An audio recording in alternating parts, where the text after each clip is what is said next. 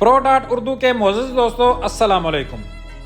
नाज़रीन ग्रामी, किसी भी मुल्क के पास जंग लड़ने के लिए चाहे कितनी भी ताकतवर फौज क्यों ना हो, वो कम होती है, क्योंकि फौज का ताकतवर होने से पहले जंग के दौरान उसका दिफाई निज़ाम बेहतर होना ज़रूरी है।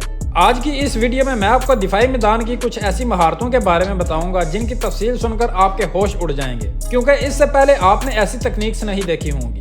कैसे दुनिया भर की अफवाज बेस बदल कर दुश्मन को चकमा देती हैं, फौजी खुद को दरख्तों में कैसे और क्यों बदल लेते हैं, और टैंकों पर अजीबोगरीब किस्म के पेंट क्यों किए जाते हैं, ये सब कुछ जानने के लिए इस वीडियो को आखिर तक जरूर देखिएगा।